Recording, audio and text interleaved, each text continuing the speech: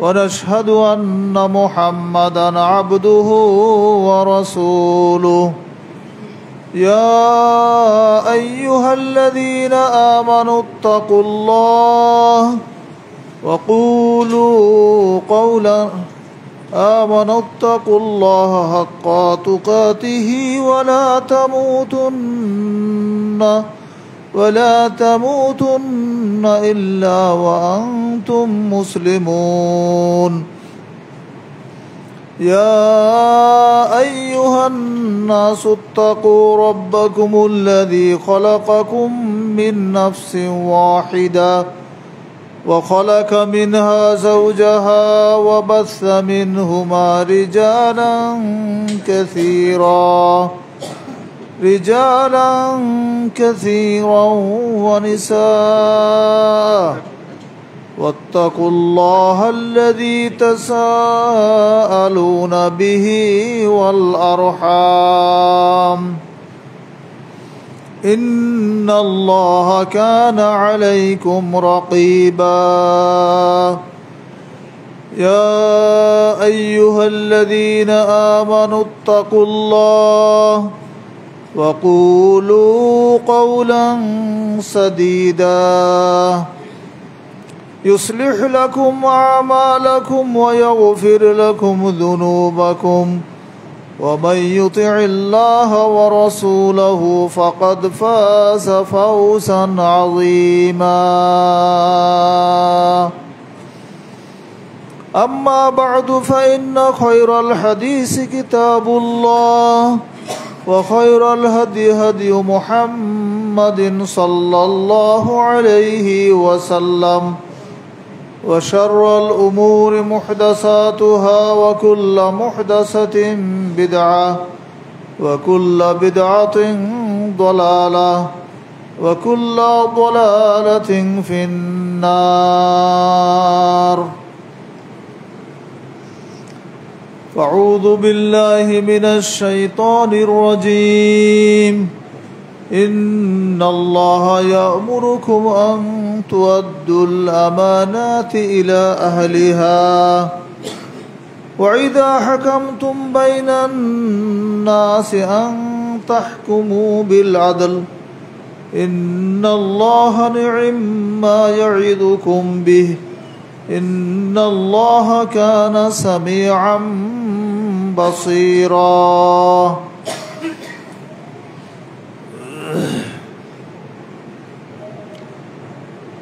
যাবতীয় হামদ ও সানা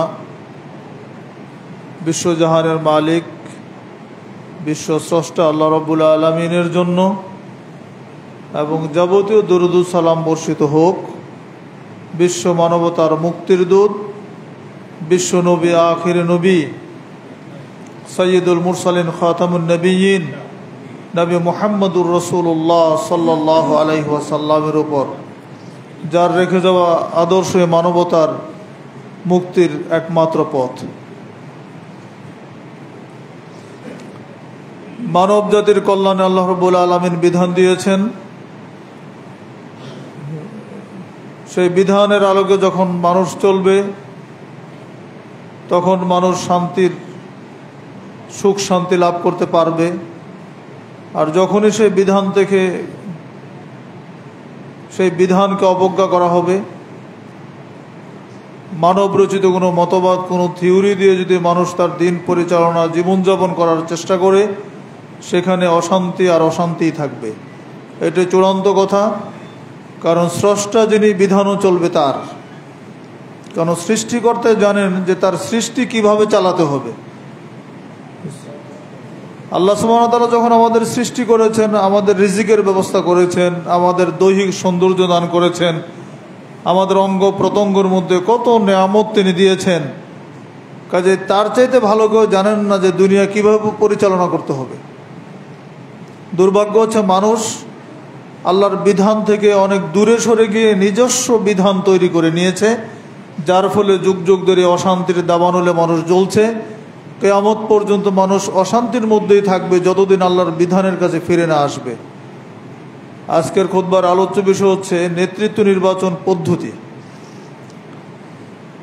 আর নেতৃত্ব এবং আনুগত্য ছাড়া কোনো সমাজ চলতে পারে না, ছোট্ট একটা পরিবারও চলতে পারে না। আর পৃথিবীতে সবচাইতে বড় আমানত হচ্ছে নেতৃত্বের আমানত, যে কথা আল্লাহ রাব্বুল আলামিন যে আয়াতে কেরামে তিলাওয়াত করেছি সেখানে তিনি স্পষ্ট বলে দিয়েছেন। সূরা নিসার 59 নম্বর আয়াত, তিনি বলেছেন, আউযু বিল্লাহি মিনাশ শাইতানির রাজীম, ইন্নাল্লাহা ইয়া'মুরুকুম আন তুআদ্দুল আমানাতি ইলা আহলিহা।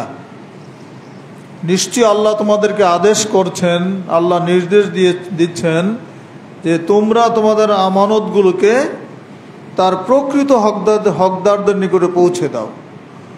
ওয়াইদা হাকামতুম বাইনান নাস আন তাহকুমু বিল আদল। আর যখন তোমরা মানুষের মধ্যে বিচার করবে, মানুষের মধ্যে ফয়সালা করবে, তখন সেটা ন্যায়ভিত্তিক ফয়সালা করবে, অন্যায় ফয়সালা করবে না, আদলের সাথে ইনসাফের সাথে তোমরা বিচার করবে।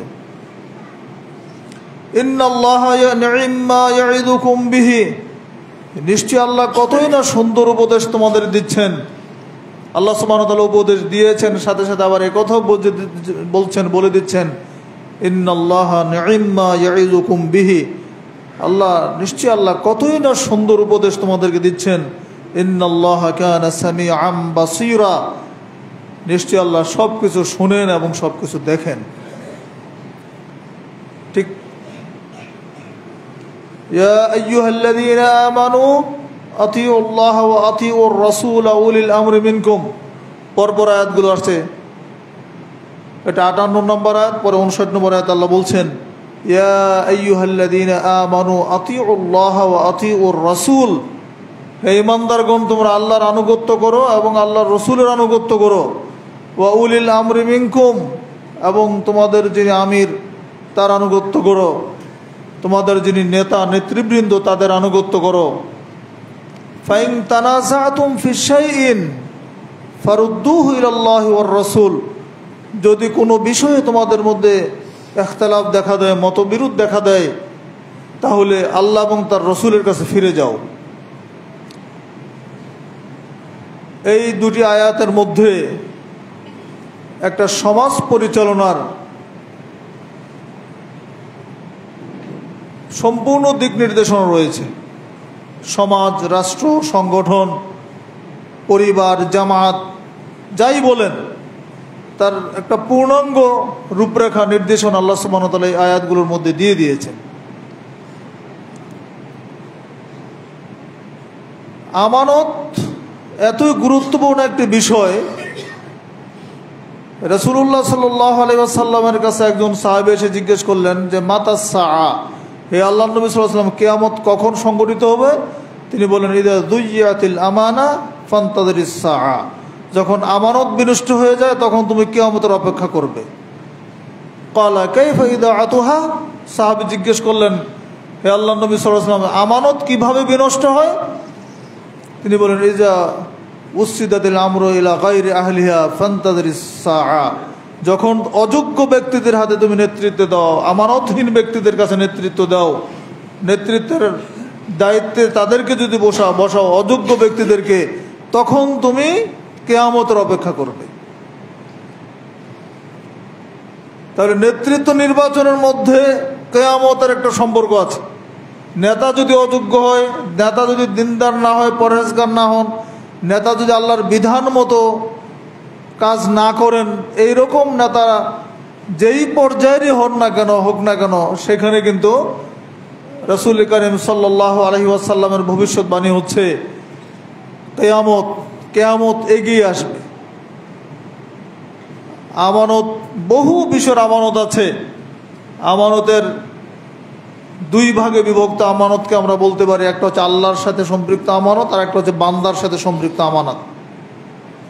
মুমিনদের পরিচয় দিতে গিয়ে আল্লাহ বলছেন, ওয়াল্লাযীনা লিআমানাতিহিম ওয়া আহদিহিম রাউন, প্রকৃত মুমিন তারাই যারা তাদের আমানত এবং ওয়াদার সংরক্ষণ করে। আমানত এবং ওয়াদার যারা ঠিক রাখে তারাই হচ্ছে প্রকৃত মুমিন। রাসূলুল্লাহ সাল্লাল্লাহু আলাইহি ওয়াসাল্লাম বলছেন, হযরত উবাদা ইবনে সামিত রাদিয়াল্লাহু আনহু থেকে বর্ণিত, তিনি বলেন, রাসূল করিম সাল্লাল্লাহু আলাইহি ওয়াসাল্লাম বলেছেন, ইজমানু লি সিত্তাল লি আনফুসিকুম আজমান লাকুমুল জান্নাহ, তোমরা আমার জন্য 6টি বিষয়ের জিম্মাদার হও, আমি তোমাদের জান্নাতের জিম্মাদার হব। রাসূল সাল্লাল্লাহু আলাইহি ওয়াসাল্লাম 6টি বিষয় উল্লেখ করে বললেন, 6টি বিষয়ের জিম্মাদার যদি তোমরা হতে পারো, এই 6টি বিষয়কে যদি তোমরা নিজেরা নিয়ন্ত্রণে রাখতে পারো, তাহলে আমি নবী তোমাদেরকে জান্নাতে নিয়ে যাওয়ার জামিনদার হয়ে যাব। সুবহানাল্লাহ। তিনি বললেন, উসদুকু ইযা হাদ্দাসতুম। 6টি বিষয় কি? যখন তোমরা কথা বলবে সত্য কথা বলবে। ওয়া আউফু ইযা ওয়াআদতুম। যখন ওয়াদা করবে সেটা পূরণ করবে। ওয়াদ্দু ইযা তুমিনতুম। আমানত রাখলে সেটা সংরক্ষণ করবে। ওয়াহফাজু ফুরুজাকুম। তোমরা তোমাদের লজ্জাস্থানকে হেফাজত করবে। ওয়াগুদ্দু আবসারাকুম। তোমরা তোমাদের চোখগুলোকে অবনত করে রাখবে। ওয়াকুফু আইদিয়াকুম। তোমরা তোমাদের হাতগুলোকে নিয়ন্ত্রণ করে রাখবে। এই 6টি অঙ্গের কথা রাসূল সাল্লাল্লাহু আলাইহি ওয়াসাল্লাম বললেন। এই 6টি বিষয়ের জিম্মাদারি যারা নিতে পারবে, এই 6টি বিষয়কে যারা আল্লাহর বিধান মতো পরিচালনা করতে পারবে, তাদের জন্য জান্নাতের দায়িত্ব রাসূল করিম সাল্লাল্লাহু আলাইহি ওয়াসাল্লাম নিজে নিয়েছেন। এই 6টি বিষয়ে আবারও স্মরণ করে দিচ্ছি। মিথ্যা কথা বলা যাবে না, সত্য কথা বলতে হবে। ওয়াদা ঠিক রাখতে হবে, জবান ঠিক রাখতে হবে।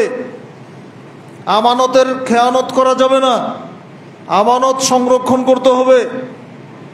লজ্জাস্থানে নিরাপত্তা দিতে হবে, হেফাজত করতে হবে। জেনা ব্যভিচারের সাথে সম্পৃক্ত হওয়া যাবে না। চোখগুলোকে অবনত রাখতে হবে। চোখ দিয়ে খারাপ দৃশ্য দেখা যাবে না। এই চোখ দিয়ে বেগানা নারীদের দিকে তাকানো যাবে না। মোবাইল সেটে খারাপ দৃশ্যে দেখে দেখে দিন পার করা যাবে না। চোখগুলোকে হেফাজত করতে হবে। আর হাতগুলোকে নিয়ন্ত্রণ করতে হবে। এই হাত দিয়ে অন্যায় কাজ করা যাবে না। হাত দিয়ে কারোর প্রতি জুলুম নির্যাতন করা যাবে না। হাত দিয়ে অন্যায় ভাউচার করা যাবে না। হাত দিয়ে মিথ্যা সাক্ষীতে সই করা যাবে না। হাতের দ্বারা যত অপরাধ সংগঠিত হয়, সব ধরনের অপরাধ থেকে আমার এই হাতকে নিরাপদ রাখতে হবে। যদি আমি পারি, তখন রাসূল বলেছেন, আজমান লাকুমুল জান্নাহ। আমি নবী বলছি, তোমাদের জান্নাতের দায়িত্ব আমি নিলাম। সুবহানাল্লাহ। আব্দুল্লাহ ইবনে আমর রাদিয়াল্লাহু আনহু থেকে বর্ণিত আরেকটা হাদিস, রাসূল সাল্লাল্লাহু আলাইহি ওয়াসাল্লাম বলেছেন, আরবাউন ইযা কুন্না ফিকা ফালা আলাইকা মা ফাতাকা মিনাদ দুনিয়া। 4টি বিষয় এমন রয়েছে, 4টি বিষয় এমন রয়েছে যে এই 4টি বিষয় যদি কারোর মধ্যে থাকে, দুনিয়ার সব কিছু যদি তার ধ্বংস হয়ে যায়, দুনিয়াতে তার কোনো কিছুই যদি না থাকে, আল্লাহর নবী বলেছেন তার কিছুই হয় নাই, তার সব কিছুই আছে। দুনিয়াতে আপনার টাকা নাই, পয়সা নাই, বাড়ি নাই, গাড়ি নাই, ব্যবসায় বিশাল বড় ক্ষতি হয়ে গেছে, অনেক সম্পত্তির মালিক ছিলেন আপনি, কিন্তু এখন নিঃস্ব হয়ে গেলেন, অনেক কিছু ক্ষতি হয়ে গেছে আপনার। কিন্তু আল্লাহ নবী বলেছেন না, যদি 4টি গুণ কোনো মানুষের মধ্যে থাকে, তাহলে তার কিছুই হয় নাই, তার সব কিছু ঠিক থাকবে। সেটা কি? হিফজু আমানাতিন। এখানেও 4টি বিষয়ের প্রথমে বলছেন আমানত সংরক্ষণ করা। 2 নম্বরে বলছেন ওয়াসাদকু হাদিসিন। ওই হাদিসে যে কথা, এখানে একই কথা, সত্য কথা বলা, আমানত সংরক্ষণ করা, সত্য কথা বলা। ওয়া হুসনু খালিকাতিন। 3 নম্বর হচ্ছে সৎ চরিত্র, উত্তম চরিত্র, আখলাকে হাসানা। যার চরিত্র স্বভাব ভালো হবে, তার কথা আল্লাহ নবী বলেছেন, দুনিয়ার সব কিছু হারিয়ে গেল, তার কিছুই হারায় নাই। আর 4 নম্বর বলেছেন ওয়া ইফাতুন ফি তুমাতিন। হালাল রুজি, রোজগার যদি হালাল হয়, রুজিটা যদি হালাল থাকে, তাহলে আল্লাহ নবী বলছেন দুনিয়ার সব কিছু হারিয়ে গেল, তার কিছুই হারায় নাই। সততা, আমানতদারিতা, সত্যবাদিতা। ছোট ছোট শব্দ দেখেন, একটার ওজন কত বেশি। সত্যবাদিতা, আমানতদারিতা, সততা, আখলাক, হালাল রুজি। এই 4টি বিষয় যদি কোনো মানুষের মধ্যে থাকে, আল্লাহ নবী বললেন তার দুনিয়া হারিয়ে গেল, আসলে তার কিছুই হারায় না, তার আসল কথা কি, আখিরাত তার ঠিক থাকবে। আর আখিরাতের জন্যই তো আমরা দুনিয়াতে কাজ করছি, আখিরাতের জন্যই তো আমাদের সব ইবাদত বন্দেগী, চেষ্টা সাধনা, সব কিছু আখিরাতের জন্য। তো আখিরাতে যদি আমাদের নষ্ট হয়ে যায়, তাহলে দুনিয়া করে আমাদের কি লাভ হবে? বন্ধুরা আমার, এই হাদিসের মধ্যে আমানতের কথা এসেছে। আমানত এত গুরুত্বপূর্ণ একটি বিষয়। আমি নেতৃত্বের আমানতের দিকে আসছি একটু পরে। আমানত এত গুরুত্বপূর্ণ একটি বিষয়। আব্দুল্লাহ ইবনে মাসউদ রাদিয়াল্লাহু আনহু বলছেন, আল কাতলু ফি সাবিলিল্লাহ ইউকাফিরু যুনুবা কুল্লাহা ইল্লা আল আমানা। আব্দুল্লাহ ইবনে মাসউদ রাদিয়াল্লাহু আনহু বলছেন, আল্লাহর রাস্তায় জিহাদ করা, আল্লাহর রাস্তায় জিহাদ করলে এই জিহাদ তার সমস্ত গুনাহের কাফারা হয়ে যায়। কিন্তু নবী বলেছেন ইল্লাল আমানা, আমানতের কাফারা হয় না। আমানতের খেয়ানত করলে এটার কোনো কাফারা হয় না। জিহাদ করলে তার সমস্ত গুনাহের কাফারা হয়ে যায়, গুনাহগুলি এমনিতে আল্লাহ ক্ষমা করে দেন। কিন্তু আল্লাহ আব্দুল্লাহ মাসউদ বলছেন ইল্লাল আমানা, কিন্তু আমানতের ক্ষেত্রে জিহাদ করলেও এটা কাবার দিবে না। আনাস বিন মালিক রাদিয়াল্লাহু আনহু বলছেন, ইযা কানাতিল বাইতে খিয়ানা বারাকাত মিনহুল বারাকা। কোন ঘরের মধ্যে যদি খেয়ানত থাকে, ওই ঘর থেকে বরকত বের হয়ে চলে যায়। কারো বাড়িতে যদি খেয়ানত থাকে, কোনো ব্যক্তির যদি ব্যবসা প্রতিষ্ঠানে খেয়ানত থাকে, তাহলে সেই ঘর থেকে, সেই দোকান থেকে, সেই বাড়ি থেকে বরকতটা বের হয়ে চলে যায়। এজন্য ব্যবসা বাণিজ্যের ক্ষেত্রে রাসূলুল্লাহ সাল্লাল্লাহু আলাইহি ওয়াসাল্লাম বলেছেন, মিথ্যা কসম করতে নিষেধ করেছেন। ইয়া আইয়ুহাত তুজ্জার, হে ব্যবসায়ী সম্প্রদায়, তোমরা মিথ্যা কথা, ইয়াকুমাল কাযিব, মিথ্যা কথা থেকে তোমরা বেঁচে থাকো। ব্যবসা বাণিজ্য করতে গিয়ে মিথ্যা কথা বেশি বলা হয়। রাসূল সাল্লাল্লাহু আলাইহি ওয়াসাল্লাম বলেছেন, মিথ্যা কসম করলে, ব্যবসা করতে গিয়ে যে কসম করা হয়, আমার প্রোডাক্টটা সবচেয়ে ভালো, এটা নেন, এটা সবচেয়ে ভালো হবে, এর চেয়ে ভালো আর কোনো জিনিস নেই, আমারটার সাফাই আমি গাই বেশি করে, কারণ একটা যে বেশি বিক্রি হবে। আল্লাহ নবী বলেছেন, এই মিথ্যা কসম করলে বিক্রি বেশি হয়, এ কথা ঠিক, কিন্তু বরকত নষ্ট হয়ে যায়। কি নষ্ট হয়? বরকত নষ্ট হয়ে যায়। কাজে মিথ্যা হলফ করে, মিথ্যা কসম করে বেশি বিক্রি করার চিন্তা করার দরকার নাই। সত্য কথা বলে, হক কথা বলে, আমার পণ্যের যতটুকু দোষগুণ আছে এইটুকু বলে বিক্রি করতে হবে। হয়তো বিক্রি কম হবে, কম বিক্রির মধ্যে আল্লাহ নবী বলেছেন এর মধ্যে বরকত আছে। বরকত এত গুরুত্বপূর্ণ একটি বিষয়। আপনি বরকত যদি না থাকে, দুনিয়ার রোজগার করবেন, সব কিছু হারিয়ে যাবে, এগুলো কোনোটাই আপনার কাজে আসবে না। বন্ধুরা আমার, তাইলে বরকতের চিন্তা করতে হবে। আমানতের গুরুত্ব এতই বেশি, এই জন্য রাসূল কারীম সাল্লাল্লাহু আলাইহি ওয়াসাল্লাম দোয়া শিখিয়েছেন, যখন আমরা বিদায় নিয়ে পরস্পরে হাত ধরে বলে কি, আস্তাদিউল্লাহ দীনাকুম ওয়া আমানাতাকুম ওয়া খাওয়াতিম আমালিকুম। কত চমৎকার দোয়া! আমরা তো দোয়াই জানি না। আমরা বলি কি টাটা বাই বাই, বিদায়ের সময় বাচ্চাদের শেখাই tata bye bye. Bye bye ইংরেজি, টাটা ইংরেজি শব্দ শেখাচ্ছি, কিন্তু নবী যে শিক্ষা দিলেন, কাউকে বিদায় দেওয়ার সময় তার হাত ধরে এই দোয়াটা পড়বে, আস্তাদিউল্লাহ দীনাকুম, আমি আল্লাহর উপর সুপুর্দ করে দিলাম তোমার দ্বীনকে, ও আমানাতাকুম, তোমার আমানতকে, ও খাওয়াতিম আমালিকুম, তোমার শেষ আমলকে। সুবহানাল্লাহ, কত অর্থপূর্ণ দোয়া, চিন্তা করেন। অথচ আমরা এই দোয়াগুলি জানি না, এগুলো পড়িও না। বন্ধুরা আমার, আমাদেরকে আমানতদার হতে হবে। তা আমানতের ক্ষেত্রে সবচেয়ে বড় আমানত হচ্ছে নেতৃত্বের আমানত। আমরা আমানতের আর অন্য আলোচনা দিয়ে গেলাম না। নেতৃত্বের আমানতের ক্ষেত্রে নেতৃত্ব নির্বাচন কিভাবে করতে হবে, নেতা কিভাবে আসবে। এখন তো মানে নেতৃত্বের একটা মৌসুম চলছে, সামনে ইলেকশন হবে। আমরা তো সবাই পাগল হয়ে গেছি ইলেকশন করার জন্য, কারণ প্রচলিত গণতান্ত্রিক সিস্টেমের বাইরে আমাদের মাথার মধ্যে আর কিচ্ছু নেই। আমরা ধরে নিয়েছি যে এটাই মনে হয় আসমান থেকে নাজিল হয়েছে। নাউজুবিল্লাহ, নাউজুবিল্লাহ, সুবহানাল্লাহ বলবেন তো নাকি? আসমান থেকে নাজিল হওয়া বিধানকে এটা, তো এইটা তো মানুষ তৈরি করেছে। তো মানুষ, আমি খুতবার শুরুতে বলেছি, সৃষ্টি যার, বিধান চলবে তার। আমাদের স্রষ্টা হচ্ছেন আল্লাহ সুবহানাহু ওয়া তাআলা। তো তিনি আমাদেরকে কোন বিধানটা দিয়েছেন, তার নবী রাসূলরা কোন বিধানটা ফলো করেছেন, তার নবী রাসূলরা কোন বিধানের আলোকে নেতৃত্ব নির্বাচন করেছেন, তো এইটা কি আমাদের মাথার মধ্যে ঢুকানো দরকার আছে না? অন্তত এটা বলতেও তো হবে আমাদেরকে। আমরা কিছুই বলছি না। আমরা এখন গড্ডালিকা প্রভায় গা ভাসিয়ে দিয়েছি। আমরা এখন ক্ষমতায় যাওয়ার জন্য, ভোট বেশি পাওয়ার জন্য আমরা শিরিক বিদআত আর কিচ্ছু বাছবিচার আমাদের মধ্যে নেই। আপনারা দেখেছেন তো, শিরকের সাথে আপোষ করা হচ্ছে, শিরকের জিনিস পাহারা দিচ্ছে। আমরা মুসলমানরা, আমরা ভলেন্টিয়ার দিচ্ছি, আমরা অ্যাম্বুলেন্স দিচ্ছি, আমরা ডাক্তার দিচ্ছি, কত কিছু আয়োজন। মনে হচ্ছে এই হিন্দুদের পূজাটাই মনে মুসলমানদের, এবার তাদের ধর্ম তারা পালন করে, কোনো সমস্যা নাই। কিন্তু আমাকে কোন ইসলাম শিক্ষা দিয়েছে এটা পাহারা দিতে হবে? কোন ইসলাম বলেছে তোমাকে মূর্তি পাহারা দিতে হবে? শিরকের সাথে আপোষ করতে হবে, শিরকে সহযোগিতা করতে হবে, এটা তোমাকে কে শিক্ষা দিয়েছে? আল্লাহ নবীকে আল্লাহ ১,৫০০ বছর আগে বলেছেন, ওয়ালাকাদ উহিয়া ইলাইকা ওয়া ইলা লাযিনা মিন ক্বাবলিকা লাইন আশরাকতা লা ইয়াহবাতান্না আমালুক।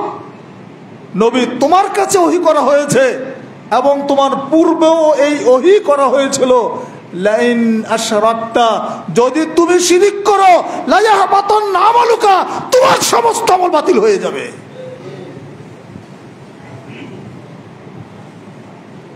নবীর আমল যদি বাতিল হয়ে যায়, যারা মণ্ডপ পাহারা দেয়, মণ্ডপে গিয়া কি বলে বেদ পুরাণ গায়, সমর্থন করে, যেই দলের হোক না কেন, আমাদের প্রশ্ন সেটা নয়। সেখানে হাত দুলে, দুই হাত জোর করে কর্নিশ করতে হবে। ইসলামী দল হন আর অন ইসলামিক দলই হন, কিন্তু আপনার ইমানটা কোথায় চলে গেছে? ইমানের প্রশ্নে আপনি কোথায় নেমেছেন? কাল কিয়ামতের দিন কি জবাব দিবেন আল্লাহর কাছে? একটু কি মাথার মধ্যে ঢুকেছে? একটা কথা বলতে পেরেছেন যে মূর্তি পূজা করা শিরিক? মুসলমান স্বার্থের জায়গায় তার সব স্বকীয়তা বিনষ্ট করে দিয়েছে। এই আমানতদারিতার প্রশ্ন এটাই। রসুলের আমল যদি বাতিল হয়ে যায়, তাহলে আমাদের আমলের কি অবস্থা হবে একটু চিন্তা করেন।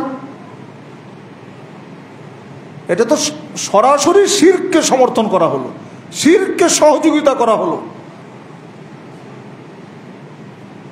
দেশে প্রশাসন আছে, সরকার আছেন, সরকারি নেতৃবৃন্দ আছেন, গোয়েন্দা সংস্থা আছে, তাদের নিরাপত্তার প্রশ্নে সরকার পাহারা দিবে। কিন্তু আমি ইমান নিয়ে আমি কেন সেখানে গিয়ে পাহারা দিতে যাব? উদ্দেশ্য একটাই, ভোট যেন বেশি হয়। কারণ এই একটা বিশাল কমিউনিটি, তাদের ভোটটাও তো আমাদেরকে দিতে হবে। এই জন্য আমরা ক্ষমতার জন্য আমাদের আমল, আকীদা, আদর্শ সব কিছু জলাঞ্জলি দিয়েছি। আমরা অমুসলিমদের মধ্যে শাখা প্রশাখা খুলতেছি এখন ভোটের জন্য। এইভাবে কি ইসলাম প্রতিষ্ঠা হবে? এটার নাম কি ইকামতের দিন? এই কথাগুলো যদি আমরা মুসলমানরা বুঝতে না পারি, তাহলে সবচাইতে বড় হতভাগা আমরা, সবচাইতে বড় দুর্ভাগা জাতি হচ্ছে আমরা মুসলমানরা।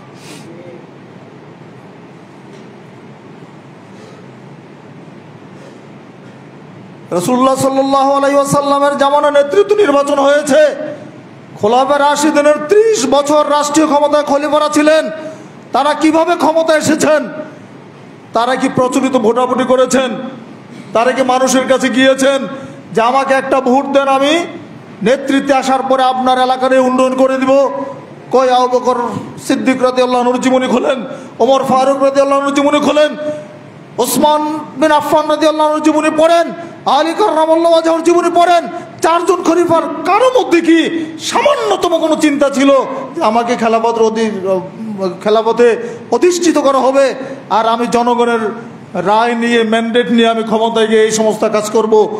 তারা কি মসজিদে নববীতে দাঁড়িয়ে কোনোদিন বলেছিলেন জনগণ আমাদেরকে তোমরা নির্বাচিত করো? করেন নাই।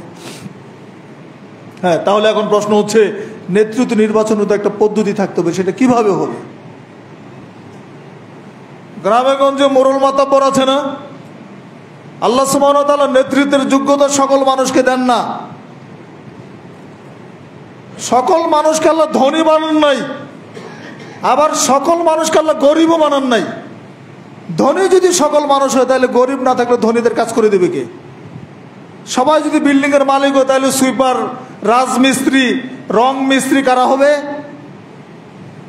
তাহলে আল্লাহ সুবহানাহু ওয়া তাআলার ব্যবস্থাপনাটা এরকম যে একজন হবে ধনী, একজন বিল্ডিং বানাবে, মালিক হবে, আবার এই বিল্ডিং এর মধ্যে বহু শ্রমিক কাজ করে তাদের রোজগার হবে, রুজি রুটির ব্যবস্থা হবে। একজন ইন্ডাস্ট্রি বানাবেন, কিন্তু তার এখানে হাজার হাজার শ্রমিক থাকবে যারা সেখানে কাজ করবে, তাদের কাজের বিনিময়ে তাদেরও সংসার চলবে, মালিকেরও আয় রোজগার হবে। ঠিক নেতৃত্বের বিষয়টা আল্লাহ এরকম করে দিয়েছেন। সবার মধ্যে নেতৃত্বের যোগ্যতা আল্লাহ দেন নাই, সমাজের কিছু মানুষের মধ্যে আল্লাহ সুবহানাহু ওয়া তাআলা নেতৃত্বের যোগ্যতা দিয়েছেন, যেটা আপনি ইচ্ছা করলে নেতা হইতে চাইলে পারবেন না। আবার কারো যোগ্যতা আল্লাহ দিয়েছেন, তিনি ইচ্ছা করলে গোপনে আড়ালে আবডালে থাকতে চাইলে তিনিও পারবেন না। সমাজের নেতৃবৃন্দ তখন, সমাজের লোকেরা তখন চিন্তা করে যে না, আমাদের সমাজের মধ্যে এই মানুষটা সবচেয়ে সৎ মানুষ, সবচেয়ে ভালো মানুষ, এই মানুষটার মধ্যে আমানতদারিতা আছে, এই মানুষটার মধ্যে রাজনৈতিক প্রজ্ঞা আছে, এই মানুষটার মধ্যে সততা আছে, কাজে আমরা সমাজের নেতৃত্বের দায়িত্বটা তার হাতে দিতে পারি। যুগ যুগ ধরে কিন্তু এইভাবে সমাজ ব্যবস্থা চলে এসেছিল। এবং দেখেন, আগের জামানায় মামলা মোকদ্দমা ছিল না, কোর্ট কাছারিতে মানুষকে যেতে হতো না, সমাজের যারা নেতৃস্থানীয় ব্যক্তি তারাই সমাধান করে দিতেন। আজকে একটা মামলা নিয়ে, সামান্য একটা 1 কাঠা 2 কাঠা জমির মামলা নিয়ে আপনি আদালতে যান, মামলা করেন যিনি, তার আমল শেষ হয়, তার ছেলের আমলও শেষ হয়, নাতিপুতির আমলে গিয়ে মামলার রায় হয়।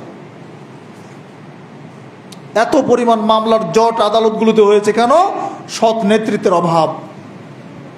যারা রাজনৈতিক নেতৃত্বে আছেন, যিনি ক্ষমতায় থাকবেন, তার ক্ষমতা, তার দলীয় লোকদের পক্ষে সকল রায়, সকল বিচার ব্যবস্থা, তার বিরোধীদের জন্য কিভাবে, বিরোধীদেরকে কিভাবে তাদের উপর নির্যাতন করা যায় সেটাই চলে। সততা থাকবে কিভাবে? সিস্টেমটাই তো হচ্ছে একটা অসৎ সিস্টেম। বলা হচ্ছে কি, সরকারি দল এবং বিরোধী দল। সরকারি দল আর বিরোধী দল মানে তো আমি ডিক্লেয়ার করে দিচ্ছি যে আমি হচ্ছে সরকারি দলের লোক আর তোমরা হচ্ছে বিরোধী দলের লোক, তোমাদের কাজই হচ্ছে বিরোধিতা করা। তাহলে এই সিস্টেম দিয়ে কোনোদিন শান্তি আসতে পারে? বন্ধুরা আমার, নেতৃত্ব নির্বাচনের জন্য 4টি বিষয় মাথা রাখতে হবে। ওসিয়ত ভিত্তিক নেতৃত্ব নির্বাচন, তারপরে পরামর্শ ভিত্তিক নেতৃত্ব নির্বাচন, রাজতান্ত্রিক নেতৃত্ব নির্বাচন এবং গণতান্ত্রিক নেতৃত্ব নির্বাচন। বর্তমান বিশ্বের 4টা পদ্ধতি নেতৃত্ব নির্বাচনের ক্ষেত্রে, এই 4টি পদ্ধতি চলমান। ওসিয়ত ভিত্তিক নেতৃত্ব নির্বাচন, তারপরে পরামর্শ ভিত্তিক নেতৃত্ব নির্বাচন, রাজতান্ত্রিক নেতৃত্ব নির্বাচন, আর যেটা চলছে গণতান্ত্রিক নেতৃত্ব নির্বাচন। এই 4টার মধ্যে সবচাইতে খারাপ হচ্ছে গণতান্ত্রিক নেতৃত্ব নির্বাচন। কেন খারাপ বললাম? মন খারাপ করিয়েন না। দেখেন, এই বছর যে ডাকসু ইলেকশন হলো, ডাকসুর ইতিহাসে এবং জাকসুর ইতিহাসে এবার ভোট কাস্টিং বেশি হয়েছে। কারণ নির্দলীয় সরকার, তো নির্দলীয় সরকারের আমলে ইলেকশন হয়েছে, উৎসাহের সাথে ছাত্রছাত্রীরা ভোট দিয়েছে, সেখানে একজন নেতা হয়েছেন, একটা প্যানেল তৈরি হয়েছে। এবার আমি তো জিততে পারি নাই, এখন অভিযোগ কি?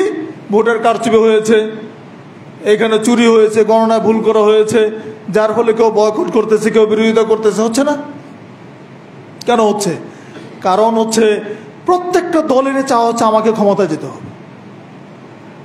প্রত্যেকটা দলই মনে করেছে যে বাংলাদেশ পরিচালনার জন্য আমার চাইতে যোগ্য তোমার কেউ নেই, কাজে আমার বিরোধী দল সে যত ভালোই হোক পাশ করলো, আমারটাই ঠিক। এখন এই সিস্টেমে যদি, সিস্টেমটা এমনভাবে তৈরি করা হয়েছে, এই সিস্টেমে যদি আপনি যদি আর চেয়ে ভালো মানুষকে দিয়েও পুলিং এজেন্ট বানান, পাক্কা মুসল্লি পরহেজগার, যদি আরো বেশি বলে, যদি আল্লাহ যদি ফেরেশতা দিয়েও ভোট কাস্টিং করে, বাংলাদেশে এসে ভোট কাস্টিং করবে ফেরেশতারা, কিন্তু তারপরেও যদি ফলাফলে হেরে যায়, বিরোধী দল বলবে যে এই ভোটটা সুষ্ঠু হয় নাই। তাই বলবে না? বলবে তো। কেন ফেরেশতাদের কোর্ট করলাম মনে কিছু করেন না, মানে সিস্টেমটা এত জঘন্য। আপনি যতই ভালোভাবে করেন, এখানে বিরোধিতা আসবেই, প্রতিবাদ আসবে এবং এটাকে প্রশ্নবিদ্ধ করার চেষ্টা করবে। কারণ প্রত্যেকের মনের মধ্যেই একটা খায়েশ হচ্ছে যে আমাকেই সেই জায়গায় যেতে হবে। অথচ দেখেন, আবু বকর সিদ্দিক রাদিয়াল্লাহু আনহু যখন খলিফা হলেন, আল্লাহ রাসূল সাল্লাল্লাহু আলাইহি ওয়াসাল্লাম ওসিয়ত করে গেলেন, আল্লাহর নবীর পরে খলিফা হবে আবু বকর সিদ্দিক রাদিয়াল্লাহু আনহু। আবু বকর সিদ্দিক রাদিয়াল্লাহু আনহু হযরত ওমর রাদিয়াল্লাহু আনহুকে বানিয়ে গেলেন, তার প্রতি নির্দেশ দিয়ে গেলেন। দুইজন হলেন পূর্ববর্তী নেতার নির্দেশ মতো পরামর্শের ভিত্তিতে। আপনি যখন নেতার আসনে থাকবেন, আপনি ভালো বলতে পারবেন যে আপনার অধীনে যারা আছেন তাদের মধ্যে সবচেয়ে ভালো মানুষটাকে। তো এই জন্য তারা তাদের পরবর্তী খলিফা নির্বাচন করে গেলেন, তারা দুইজন। কিন্তু ওমর ফারুক রাদিয়াল্লাহু আনহু নেতৃত্ব নির্বাচন করে যেতে পারেন নাই। তিনি একটা কাজ করে গেলেন, তিনি একটা খলিফা প্যানেল তৈরি করে গেলেন 6 জনের। 6 জনের খলিফা প্যানেল তৈরি করে গেলেন এবং বলে গেলেন 3 দিনের মধ্যে খলিফা নির্বাচন করবা তোমরা। 3 দিনের মধ্যে একজনকে খলিফার খেলাফতের দায়িত্ব দিতে হবে। এই 6 জনের মধ্যে ওসমান ছিলেন, আলী রাদিয়াল্লাহু আনহু ছিলেন, তালহা রাদিয়াল্লাহু আনহু ছিলেন, জুবাইর রাদিয়াল্লাহু আনহু ছিলেন, সাদ বিন আবি ওয়াক্কাস রাদিয়াল্লাহু আনহু ছিলেন, আব্দুর রহমান ইবনে আউফ রাদিয়াল্লাহু আনহু ছিলেন। 4 জন জগৎ বিখ্যাত সাহাবী 3 দিনের অক্লান্ত পরিশ্রম করে তারা একমত হলেন ওসমান রাদিয়াল্লাহু আনহুর পক্ষে। সেটা কিভাবে করলেন? 6 জনকে আব্দুর রহমান ইবনে আউফ রাদিয়াল্লাহু আনহু এখানে সবচেয়ে বেশি মূল ভূমিকা পালন করেছিলেন। তিনি বললেন যে তোমরা নেতৃত্বকে 3 জনের মধ্যে গুটিয়ে নাও, 6 জনের মধ্যে 3 জনের মধ্যে নেতৃত্ব নিয়ে আসো। তখন তালহা, জুবাইর এবং সাদ বিন আবি ওয়াক্কাস 3 জন বের হয়ে গেলেন, বললেন যে আমরা নিজেদের জন্য নেতৃত্বের যোগ্যতা আমাদেরকে যোগ্যতা মনে করছি না, আমরা 3 জনের কেউ নেতৃত্বে আসবো না। এবার থাকলো কে? উসমান রাদিয়াল্লাহু আনহু, আলী রাদিয়াল্লাহু আনহু এবং আব্দুর রহমান ইবনে আউফ রাদিয়াল্লাহু আনহু। এবার 3 জনের মধ্যে আব্দুর রহমান ইবনে আউফ রাদিয়াল্লাহু আনহু তিনি নিজেকে নেতৃত্ব থেকে বের করে নিলেন যে আমি নেতৃত্ব থেকে বের হয়ে গেলাম, আমি নেতৃত্বের আসনে আসবো না। এবার ওসমান এবং আলী রাদিয়াল্লাহু আনহুর মধ্যে কাকে খলিফা বানানো হবে? আব্দুর রহমান আউফ রাদিয়াল্লাহু আনহু 3 দিন 3 রাত অক্লান্ত পরিশ্রম করেছেন। ওসমানকে গিয়ে বলেছেন, ওসমান রাদিয়াল্লাহু আনহু যদি আলীকে খলিফা নির্বাচন করো আপনি কি তার আনুগত্য করবেন? অবশ্যই করব, আমি তো আলীকে করতে চাই। আলীর কাছে গিয়ে কথা বললেন তো 2 জনের সমর্থন ঠিক আছে। এবার জনগণের কাছে গেলেন, সমাজের নেতৃস্থানীয় ব্যক্তি যারা আছেন তাদের কাছে গেলেন। আম জনতার প্রয়োজন নেই নির্বাচন করার জন্য, নেতৃস্থানীয় যারা যোগ্যতা যাদেরকে আল্লাহ দিয়েছেন তাদের সাথে পরামর্শ করলেন। পরামর্শের ভিত্তিতে তিনি 3 দিনের মাথাকে তিনি নেতৃত্ব নির্বাচনের সিদ্ধান্ত গ্রহণ করলেন। আলী রাদিয়াল্লাহু আনহু, ওসমান রাদিয়াল্লাহু আনহু খলিফা বানানোর জন্য তিনি সিদ্ধান্ত নিলেন এবং তিনি মসজিদে নববীতে গিয়ে ওসমান রাদিয়াল্লাহু আনহুর হাত ধরে তিনি মিম্বরে উঠলেন। মিম্বরে উঠে তিনি উপরের তাকে বসলেন আর ওসমানকে তার সামনে নিচেটাতে বসালেন। এবার আল্লাহর কাছে হাত উঁচু করে বলছেন, আল্লাহুম্মা আসমা ওয়াশহাদ, আল্লাহুম্মা আসমা ওয়াশহাদ, হে আল্লাহ তুমি শোনো এবং সাক্ষী দেখো, হে আল্লাহ তুমি শোনো এবং সাক্ষী দেখো, হে আল্লাহ তুমি শোনো এবং সাক্ষী দেখো। তারপরে বলছেন, আল্লাহুম্মা ইন্নী কাদ খালাতু মা ফি রাকবাতি মিন যালিকা ফি রাকবাতি ওসমান, হে আল্লাহ আমার স্কন্ধের মধ্যে যেই বোঝাটা ছিল, আমার কাঁধের মধ্যে যে ভারটা ছিল, এইটা আমি ওসমানের কাঁধের মধ্যে অর্পণ করে দিলাম। সুবহানাল্লাহ। তার মনের মধ্যে খায়েশ থাকলে উচিত ছিল কি জনগণের কাছে গিয়ে, দেখো ওসমান তো রাসূলের আত্মীয়করণ হয়ে যাবে না, জামাই না, এটা কেমন হয়? জামাইকে খলিফা করলো তো তার দলের লোকে হইলো, ঠিক আছে আত্মীয়করণ না করো, তোমরা আমাকে সাপোর্ট করো, আমি খলিফা হই। এক শ্রেণীর মানুষ তো এই কথা বলবে যে আত্মীয়করণ হয়েছে। নেতৃত্বের যোগ্যতা আত্মীয়র সাথে কোনো বাধে না। 4 জন খলিফার 2 জন আল্লাহ নবীর শ্বশুর ছিলেন, আবু বকর সিদ্দিক রাদিয়াল্লাহু আনহু, ওমর ফারুক রাদিয়াল্লাহু আনহু, আর 2 জনে ছিলেন জামাই। তাহলে দেখেন ওসমান রাদিয়াল্লাহু আনহু নির্বাচন করেন আব্দুর রহমান আউফ রাদিয়াল্লাহু আনহু। আলী রাদিয়াল্লাহু আনহু খলিফা হতে চান নাই। ওসমান রাদিয়াল্লাহু আনহু শাহাদাতের পরে আলী রাদিয়াল্লাহু আনহুকে খলিফা বানানো হবে। তিনি নিজেও তো বুঝতেছেন এখন খেলাফতের দায়িত্বটা আলটিমেটলি আমার ঘাড়ে হতে আসবে। এই চিন্তা থেকে, এই ভয় থেকে তিনি খেলাফতের খলিফা না হওয়ার জন্য তিনি ঘরের ভিতরে দরজা লাগিয়ে দিলেন। চিন্তা করতে পারছেন? খলিফা হবেন না তাই ঘরের ভিতরে গিয়ে দরজা লাগিয়ে দিলেন যেন তাকে খেলাফতের অধিষ্ঠিত করা না হয়। জনগণ কি সেটা মানে? কারণ সবচাইতে তখনকার মতো যোগ্যতম ছিলেন আলী রাদিয়াল্লাহু আনহু। জনগণ তালহা, জুবাইরের নেতৃত্বে সাহাবা একরাম আলী রাদিয়াল্লাহু আনহুর ঘরে গেলেন, দরজা ধাক্কিয়ে তার দরজা খুললেন। খোলার পরে যে বক্তব্য তারা দিয়েছিলেন শুনলেন। দেখুন, ইন্না হাযাল আমরা লা ইউমকিনু বাকাউহু বিলা আমিরিন, দেখেন এই ইমারত, আমির ব্যতীত ইমারত চলতে পারে না। কাজে আপনি আসুন, আপনাকেই খেলাফতের এই মহান দায়িত্ব আপনার কাঁধে আমরা অর্পণ করব, আপনাকেই খলিফা হতে হবে। সুবহানাল্লাহ। তারপরে তিনি বাধ্য হলেন খেলাফতের আসনে আসতে। এই যে জলজন্ত ইতিহাসগুলো আমাদের সামনে আছে, এই খেলাফতের ইতিহাস আমরা সবাই চর্চাও করি না, পড়িও না, জানিও না, জানলেও মানি না। ইসলামী খেলাফতের যে স্বর্ণালী যুগ ছিল, সেখানে কোনো মারামারি নেই, কাটাকাটি নেই। আজকের জামানা যদি আবার ইসলামী খেলাফত আসে, তাহলে শান্তি আসবে, কেউ প্রার্থী হবে না।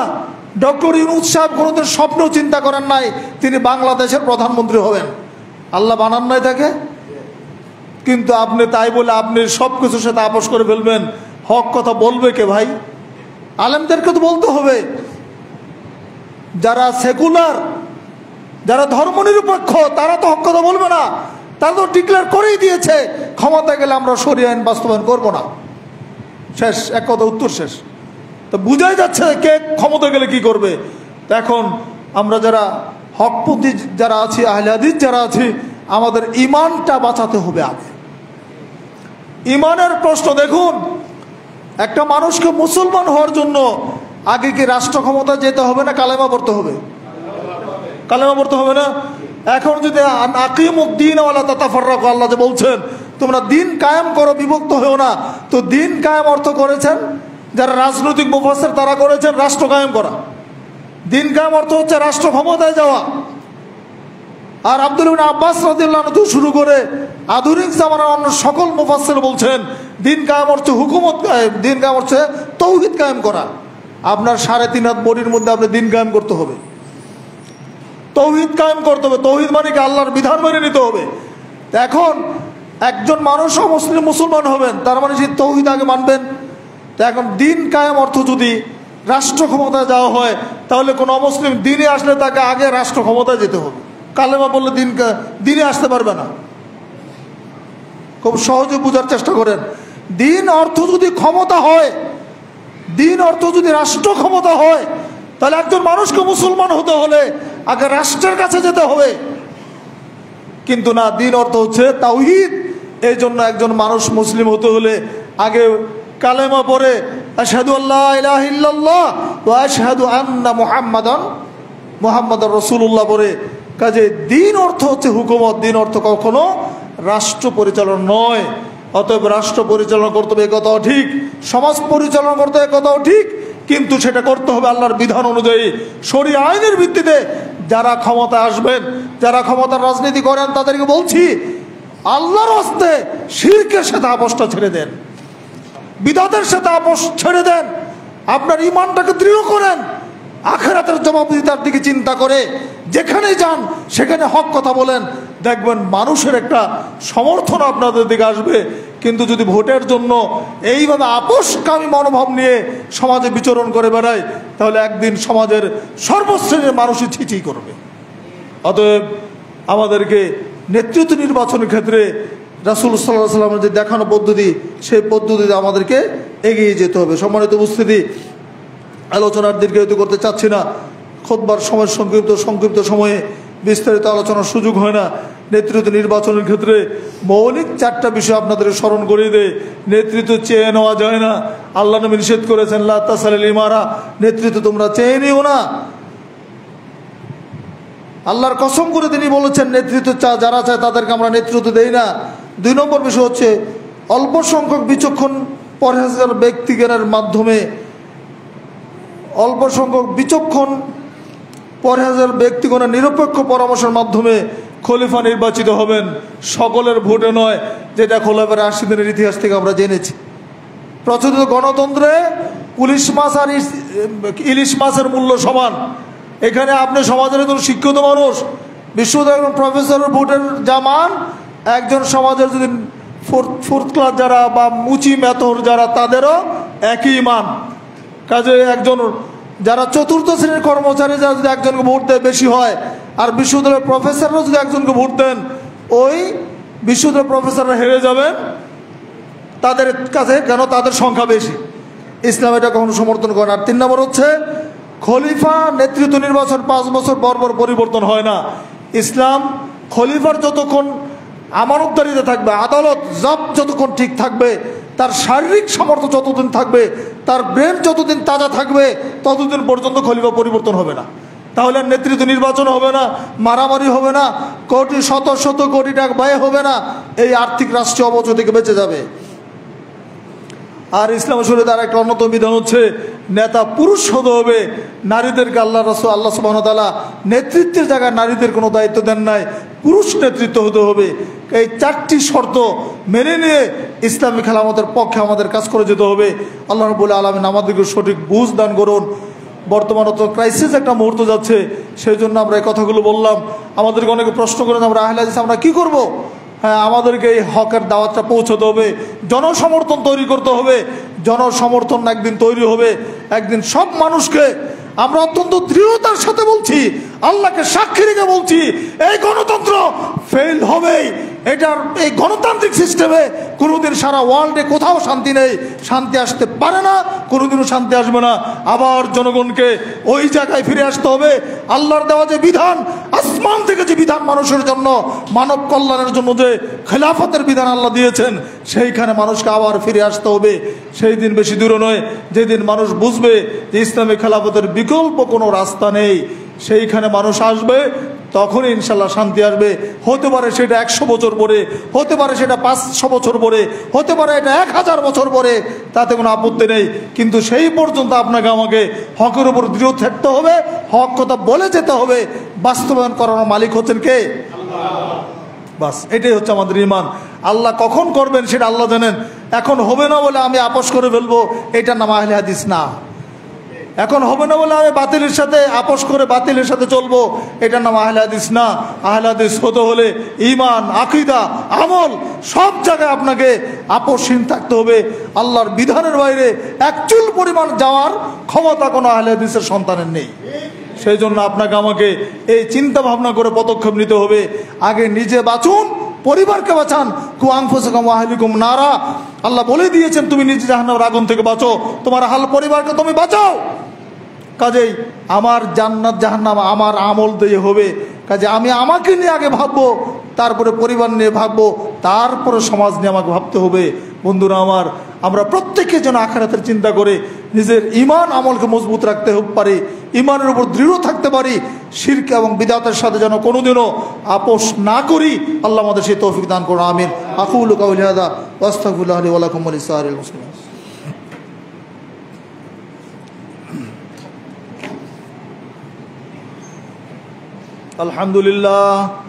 আলহামদুলিল্লাহ নাহমাদুহু ওয়া নাস্তাঈনুহু ওয়া নাস্তাগফিরুহু ওয়া নু'মিনু বিহি ওয়া নাতাওয়াক্কালু আলাইহি ওয়া নাউযু বিল্লাহি মিন শুরুরি আনফুসিনা ওয়া মিন সাইয়্যাতি আমালিনা মান ইয়াহদিহিল্লাহু ফালা মুদিল্লা লাহু ওয়া মান ইউদ্লিল ফালা হাদিয়া লাহু ওয়া নাশহাদু আল লা ইলাহা ইল্লাল্লাহু ওয়াহদাহু লা শারীকা লাহু ওয়া নাশহাদু আন্না মুহাম্মাদান আবদুহু ওয়া রাসূলুহু।